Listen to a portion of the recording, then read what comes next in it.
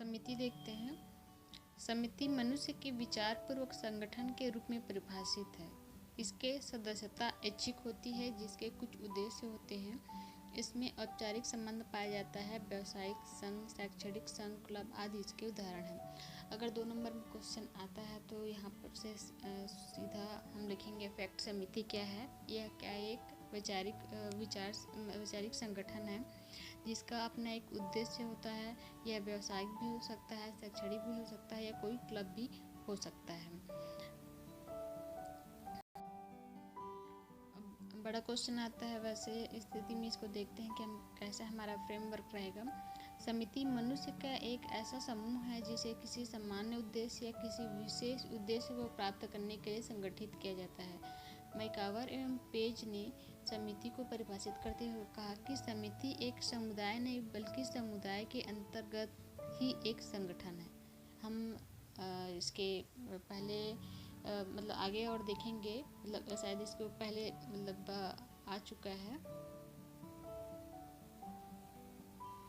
एक सामुदायिक समूह, इसमें देखे थे कि सामुदायिक समूह क्या होता है। समाज में बहुत सारे छोटे छोटे समूह होते हैं, तो यहाँ पर समिति क्या है? समुदाय के ही अंतर्गत एक छोटा सा संगठन होता है। तो समिति सामुदायिक के जो समूह होते हैं उसके अंतर्गत किसी विशेष या फिर सामान्य उद्देश्य को लेकर के गठित किया जाता है।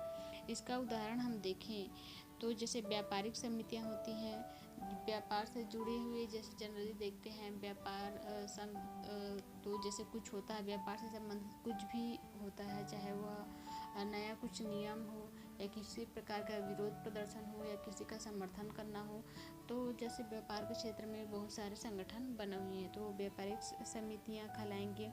मजदूर संगठन होता है, राजनीतिक दल है, सभी के बहुत सारे अलग अलग जो दल हैं।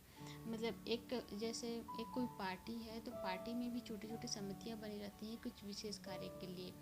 तो इसको राजनीतिक दल कहेंगे। दूसरा शिक्षक समितियां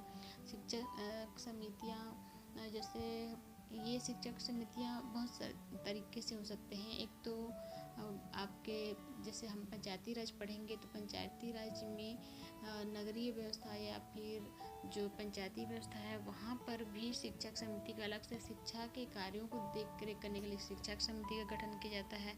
यहाँ पर शिक्षक समिति का कहने का मतलब ये मतलब जरूरी नहीं है कि ये एक शैक्षणिक क्षेत्र से संबंधित हो, लेकिन किसी दूसरे क्षेत्र से संबंधित जो संगठन है वो भी शिक्षक समिति का गठन कर सकते हैं। इनका मेन उद्देश्य क्या रहेगा? शिक्षा से संबंधित जो भी कार्य है उसको देखना। व्यायामशाला, जैसे व्यायामशाला से स्पष्ट होता है कि ये एक्सरसाइज से संबंधित होगा। दूसरा होगा महिला संगठन, महिलाओं से संबंधित जितने भी अलग अलग क्षेत्र हैं उससे संबंधित महिला संगठन गठन किया जाता है। अब देख लेते हैं समिति की विशेषता। समिति की विशेषता, व्यक्तियों का समूह। समिति एक मूर्त संगठन है, निश्चित उद्देश्य होता है। मतलब पहला इसका पॉइंट है, जो समिति जितने भी हम सामाजिक अवधारणाएं देखेंगे तो सबसे पहला इसका जो पॉइंट होगा विशेषता के अंतर्गत आएगा कि व्यक्तियों से मिलकर बना होता है। यहाँ पर सदस्य या तो स्थायी रूप से होती है या फिर ऐच्छिक होती है। तो ये 2-3 कॉमन कीवर्ड है जो इनमें सभी में, क्योंकि सामाजिक अवधारणाएं से या समाज से जुड़े हुए हैं तो ये तो कॉमन फैक्टर ही रहेगा। तो ये जो विशेषता है सभी में पाया जाएगा। तो इसको तो हम मतलब सभी में जो भी आता है उसमें लिख ही दें। व्यक्तियों का समूह होगा जो अब यहाँ पर एक वर्ड है मूर्त अमूर्त। यहाँ पर समझना पड़ेगा जो हमारा क्वेश्चन है वो क्या है, मूर्त रूप में है अमूर्त रूप में है। तो जो सामाजिक संगठन है इसको हम देख सकते हैं, ऐसा नहीं कि हमको दिखाई नहीं दे केवल महसूस करना पड़ेगा कि ये हम महसूस करें। तो जो सामाजिक संगठन है बाकायदा फिजिकली होता है, तो ये सामाजिक समिति होता है क्या है, एक मूर्त संगठन है।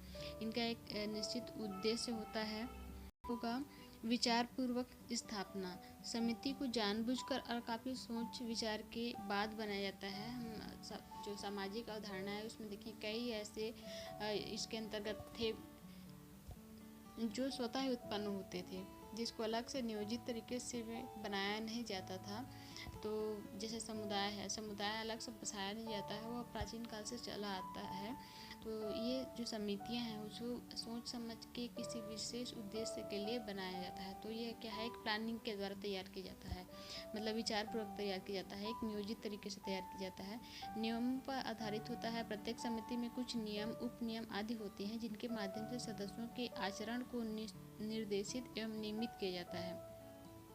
कोई भी संगठन होगा उसमें तो नियम होंगे, क्योंकि बिना नियम की किसी भी चीज़ को, चाहे छोटा से छोटा ही समिति या ग्रुप क्यों ना, उसको नहीं चलाया जा सकता। तो नियम तो ज़रूरी होता है। ऐच्छिक सदस्यता होती है, समिति के लिए कोई कंपल्सरी नहीं रहता है। जैसे समाज में रह रहा है व्यक्ति तो किसी न किसी समाज का होगा ही, वह जरूरी ही। ऐसा नहीं कि सामाजिक प्राणी हो और किसी भी समाज से संबंध न रखता हो।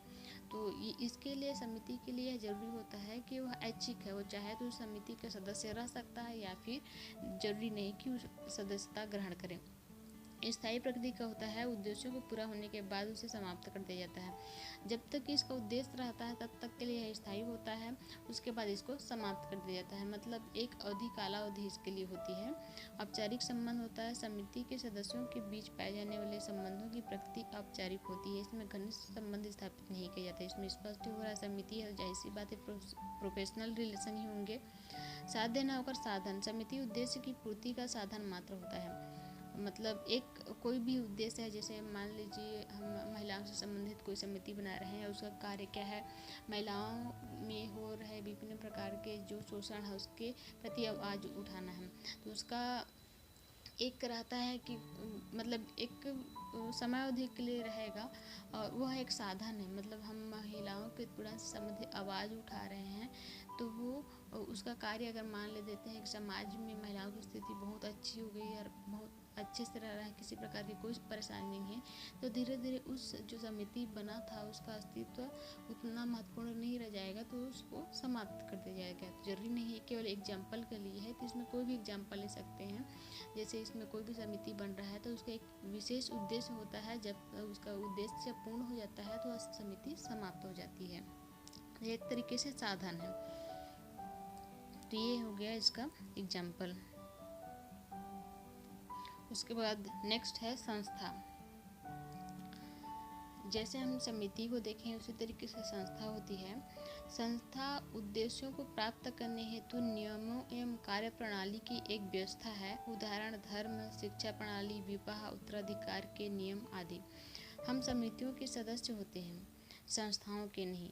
व्यक्तियों के समूह के रूप में समितियां मूर्त होती हैं, जबकि संस्था अमूर्त होती है। समिति अस्थायी होती है, संस्था अपेक्षाकृत स्थायी होती है। अब यहाँ पर दोनों को स्पष्ट करना है कि जैसे हम समिति देख चुके हैं, तो संस्था समिति में अंतर क्या है। जो संस्था होती है उसके लिए जैसे इसका जो क्षेत्र है समिति की तुलना में थोड़ा व्यापक होता है और समिति की तुलना में इसका आकार भी बड़ा होता है। दूसरा इसमें अंतर क्या हो सकता है, जो समिति है वह मूर्त रूप में होती है लेकिन संस्था अमूर्त रूप में होती है। जैसे संस्था है, कोई भी संस्थान का स्थापना किया जाता है तो मतलब जो समिति मतलब यह उसका आकार काफ़ी बड़ा होगा। दूसरा उसका जो महत्व है, मतलब महत्व तो दोनों का अधिक है, लेकिन इसमें अंतर क्या है, जो इसमें सदस्य जैसे मान ली संस्था कोई शैक्षणिक संस्था है, शैक्षणिक संस्था में चाहे वो योग के लिए कार्य कर रहा है, जैसे हम एग्जाम्पल के लिए देख लेते हैं, जैसे पतंजलि है। पतंजलि एक संस्थान है, उसने एक विशेष उद्देश्य दोनों का रहता है, सामान्य या विशेष दोनों का एक उद्देश्य रहता है। बिना उद्देश्य किसी भी चीज़ की स्थापना नहीं की जाती। तो पतंजलि को हमने एग्जाम्पल के तौर पर लिया। तो अब इसमें पतंजलि क्या है, एक संस्थान है, जरूरी नहीं सभी के सब उसके सदस्य रहें, तो अब उसके सदस्य नहीं होते हुए भी उसका लाभ लेते हैं। दूसरा उसका जो आकार है काफ़ी बड़ा होगा। उसके अलावा अमूर्त रूप में है, जैसे पतंजलि नहीं है फिर भी उससे लाभ लेने वाले व्यक्ति भी क्या करते हैं, और जैसे योग कर रहे हैं तो कहीं ना कहीं से एक अमूर्त रूप रहता है। तो इस तरीके से दोनों में अंतर, अगर मान लीजिए में अंतर पूछता है तो दोनों इस तरीके से दोनों में पॉइंट बना करके अंतर लिख सकते हैं। दूसरा, समिति का कार्य समाप्त होने के बाद उसका अस्तित्व समाप्त हो जाता है, लेकिन संस्था क्या है, उसका जो उद्देश्य होता है, उद्देश्य ऐसा होता है कि वह स्थायी होता है, काफ़ी लंबे समय तक चलता रहता है। बड़ा क्वेश्चन आता है तो वहाँ पर हमारा फ्रेमिंग अलग रहेगा। मान लीजिए बड़ा क्वेश्चन है तो हम कैसे लिखेंगे। सामाजिक संस्थाएं मनुष्य की मौलिक आवश्यकताओं की पूर्ति के साधन के रूप में विकसित नियमों, विधि विधान एवं कार्य प्रणालियों का संगठित रूप है। संस्था को कार्य करने का समाज द्वारा मान्यता प्राप्त निश्चित ढंग भी कहा जा सकता है। समिति व्यक्तियों का समूह है जो एक या कुछ उद्देश्य की पूर्ति के लिए बनाई जाती है, जबकि संस्था उन्हीं उद्देश्यों को पूरा करने हेतु नियमों एवं कार्य प्रणाली की एक व्यवस्था है। धर्म, विवाह, जाति, बाजार, नातेदारी, उत्तराधिकार के नियम संस्था के उदाहरण हैं। अब यहाँ पर स्पष्ट ये हो रहा है कि जो संस्था है उसको समाज द्वारा मान्यता प्राप्त होता है। मतलब जो भी उसका कार्य है, जो भी उसका उद्देश्य है, तो उसके द्वारा जो नियम निर्धारित होता है उस नियम को समाज द्वारा एक मान्यता प्राप्त या मान्यता दिया जाता है, तो उसको हम संस्था कहेंगे। जो कार्य करने का उसका ढंग है, तरीका है, कार्य प्रणाली है या प्रक्रिया है, वह मान्यता प्राप्त होता है। अब संस्था ये व्यक्तियों का समूह नहीं, एक या कुछ जैसे समिति में क्या होता है, इसमें व्यक्तियों का समूह होता है और एक या कुछ उद्देश्य की पूर्ति के लिए इसका गठन किया जाता है समिति का। अब यहाँ पर हमको और पॉइंट मिल रहा है कि समिति और संस्था में क्या अंतर है।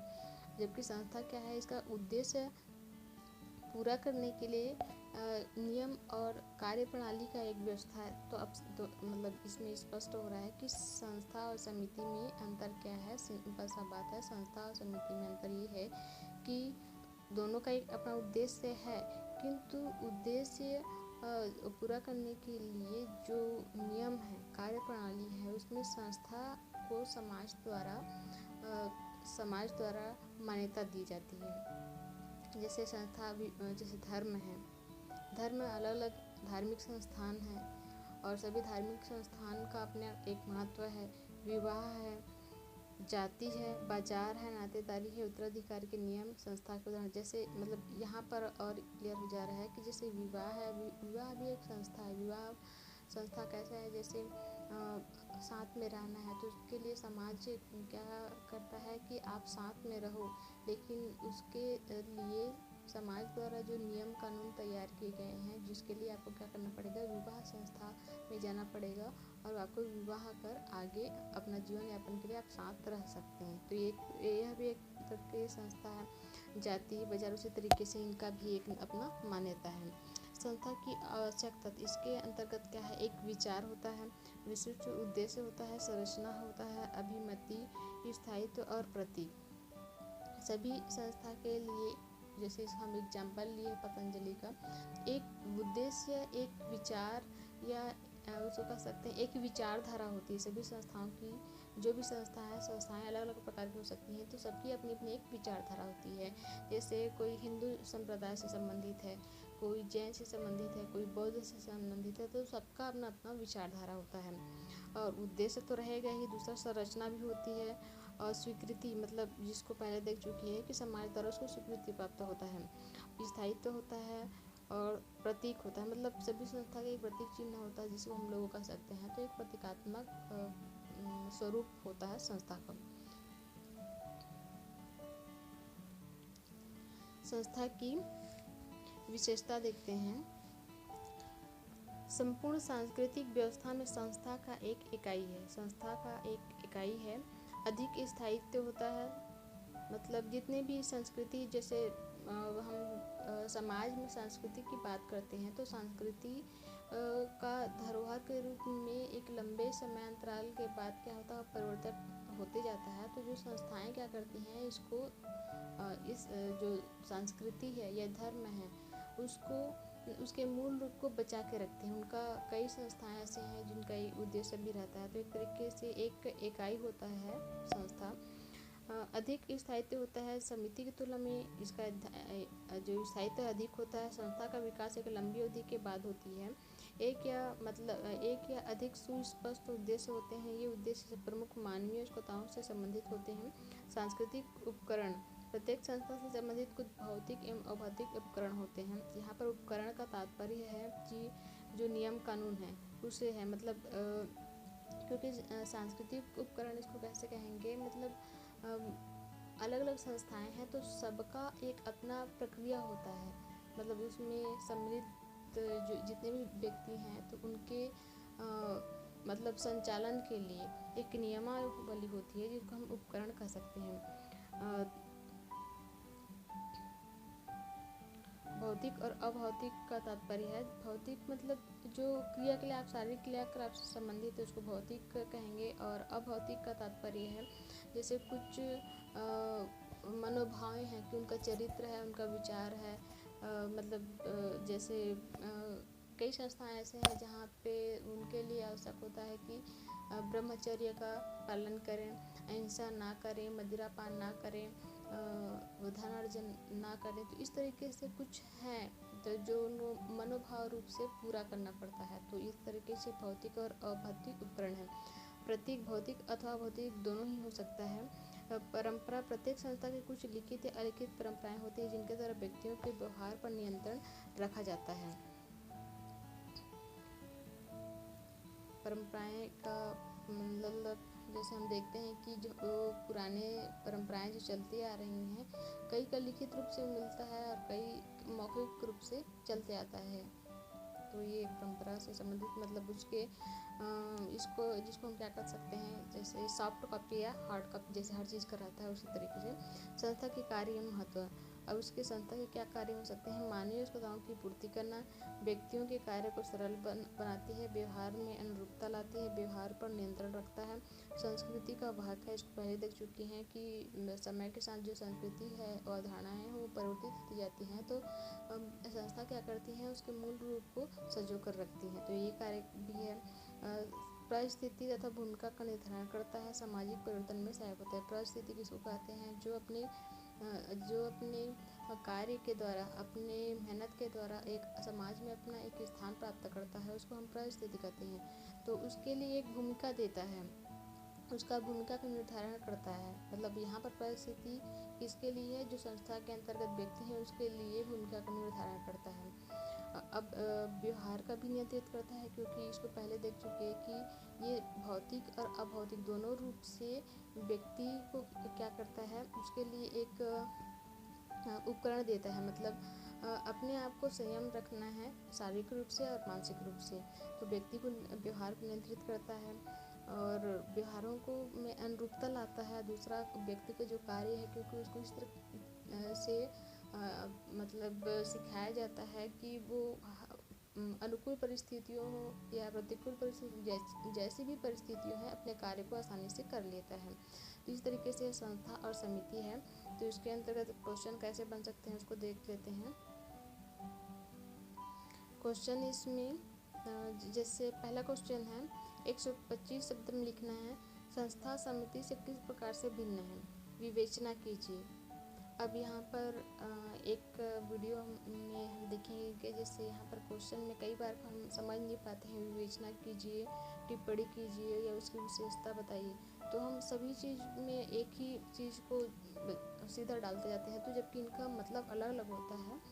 तो उसके लिए अलग से वीडियो देखेंगे। अभी केवल हमारा जो क्वेश्चन उसको देख लेते हैं। संस्था समिति से किस प्रकार से भिन्न है, इसकी विवेचना कीजिए। तो हम दोनों को देख रहे थे, संस्था और समिति, हम दोनों देखिए, दोनों में समानताएं के साथ साथ असमानताएं भी है। तो सबसे पहले संस्था, क्योंकि क्वेश्चन बड़ा है 125 शब्द है, तो हमारे पास लिखने के लिए इसमें बहुत कुछ है। तो सबसे पहले इसमें संस्था और समिति को परिभाषित करेंगे कि दोनों होता क्या है। उसके बाद एक प्रारूप बना लेंगे कि उसमें भिन्नता किस प्रकार से है, तो किस कारण से भिन्नता है उसको चाहेंगे। तो समझाने के बाद पॉइंट वाइज उसमें डिफरेंट है उसको लिखेंगे और लास्ट में दोनों का एक समराइज करेंगे। उसके बाद है 125 शब्द लिखना है इसमें। उसके बाद दूसरा क्वेश्चन है संस्था पर टिप्पणी लिखिए। 100 शब्द है तो काफ़ी ये भी बड़ा ही क्वेश्चन है, इसमें लिखने के लिए बहुत कुछ है।